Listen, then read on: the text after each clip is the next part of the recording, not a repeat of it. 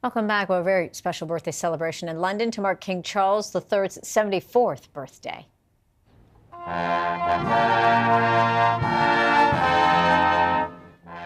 Charles became the oldest monarch to ascend to the throne in British history following the death of his mother, Queen Elizabeth II.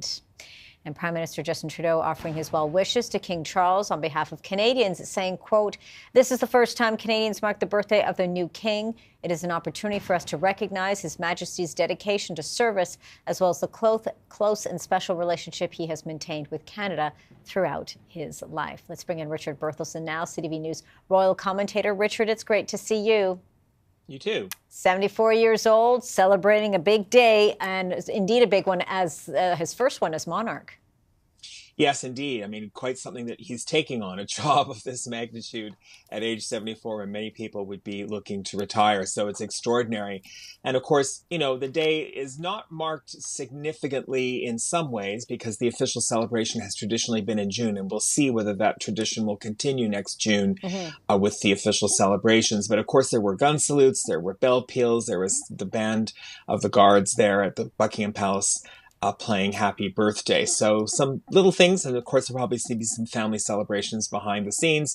The royal family is still, I think, a little bit tender having lost the Queen. So it's not exactly the most joyful time in that sense. Yeah, certainly still very, very difficult for them. What are you also seeing in terms of now we've been talking about how under King Charles III, things are going to pivot. So in terms of the royal family being clearly defined now, what are you seeing?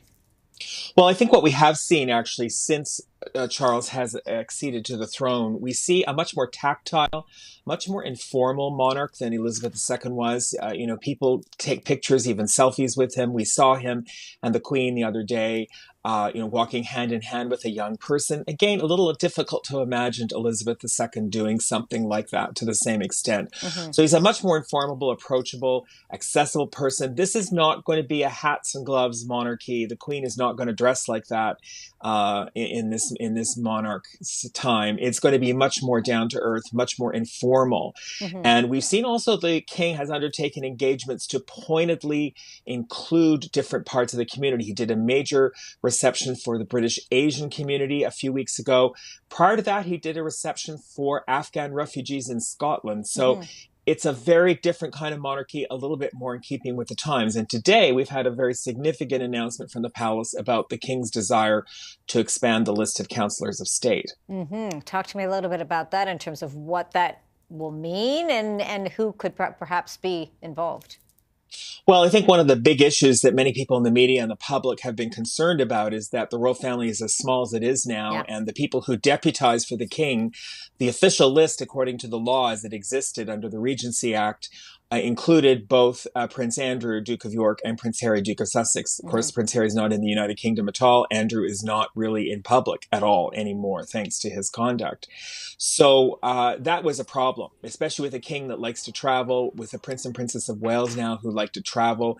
He didn't have a lot of people to deputize. So this morning, there's been an announcement that the king is asking Parliament to amend the law to include his sister and brother, the Princess Royal, Princess Anne, and Prince Edward, the Earl of Wessex. So there'll be a lot of people who will be a lot more comfortable with them undertaking those duties than Andrew or Harry should Charles fall ill or be traveling. So that's a very significant announcement. I think we're going to see a lot more things like that in the weeks ahead as we move towards the coronation. A lot of these issues that need to be resolved now that we're in a new reign and in very different circumstances than we were under Elizabeth II. Yeah, very interesting there, as you mentioning there, his siblings, Princess Anne, Edward, and Andrew being involved there. All right, Richard, we'll be keeping a close eye on it. Indeed, any further developments. CTV's Royal News commentator Richard Berthelson for us. Thank you again for this, Richard. Thank you.